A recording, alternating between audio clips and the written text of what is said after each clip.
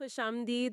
آج ہم ایک بڑے دلچسپ یوٹیوب کلپ پہ بات کر رہے ہیں، کافی وائرل ہوا ہے۔ جی اس میں آپ کہہ لیں ایک عجیب سا دعویٰ ہے کہ جنات سب سے زیادہ کس سے ڈرتے ہیں۔ ہاں، اور یہ کلپ کسی مغربی خاتون جادوگر کے انٹرویو کا حصہ لگتا ہے۔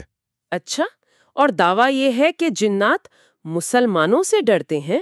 یہ تو ایک عجیب بات ہے۔ جی، لیکن صرف مسلمانوں سے نہیں، بلکہ کلپ کہتا ہے کہ کچھ خاص قسم کے مسلمانوں سے۔ خاص قسم کے؟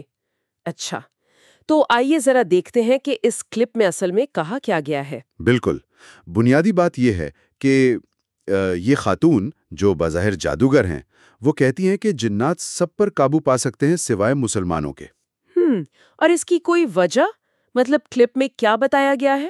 یہ واقعی دلچسپ ہے۔ اچھا، کلپ کے مطابق وہ خاتون کہتی ہیں کہ جنات نے خود انہیں بتایا کہ ان مسلمانوں میں سے ایک روشنی، ایک لائٹ نکلتی ہے۔ روشنی؟ جی، لائٹ۔ وہ کہتی ہیں کہ جنات کہتے ہیں "we are afraid of the light", یعنی ہم اس روشنی سے ڈرتے ہیں۔ اچھا، تو یہ کون سے مسلمان ہیں جن سے یہ روشنی نکلتی ہے؟ کلپ میں وضاحت ہے کہ یہ وہ مسلمان ہیں جو اپنی پروٹیکشن کا اہتمام کرتے ہیں، حفاظت۔ پروٹیکشن یعنی اپنی حفاظت کس طرح؟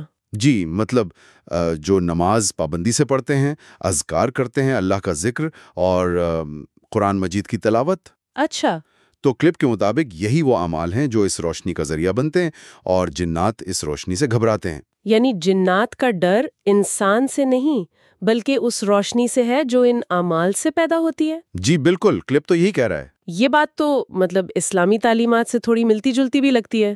عبادات کو ایک روحانی ڈھال سمجھا جاتا ہے، اگرچہ یہ روشنی والی بات، اس کی نوعیت کیا ہے یہ ایک الگ بحث ہے۔ صحیح۔ کلپ میں کوئی مثال بھی دی گئی ہے اس کو واضح کرنے کے لیے؟ ہاں، ایک مثال دی ہے راقی حضرات کی۔ اچھا، جو دم وغیرہ کرتے ہیں؟ جی، وہ لوگ جو قرآنی آیات پڑھ کر، دعائیں پڑھ کر روحانی علاج کرتے ہیں۔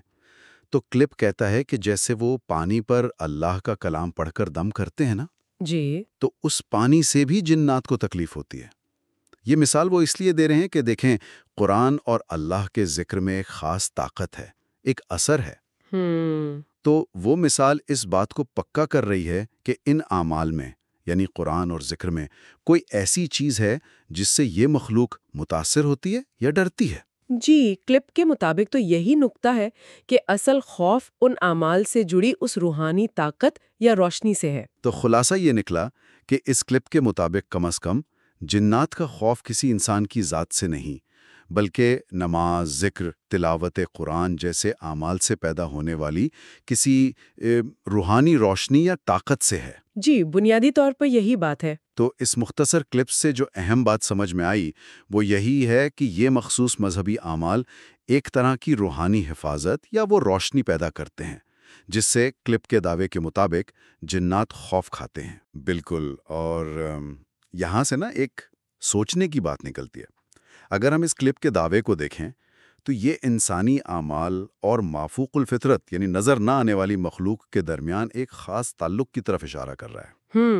گہری بات ہے۔ جی، کہ کیا واقعی کچھ عبادات ایسی روشنی بنا سکتی ہیں جو دوسری مخلوق کو ڈرا دے؟ مطلب اس دعوے کی کیا مضمرات ہو سکتے ہیں کہ اعمال کا اثر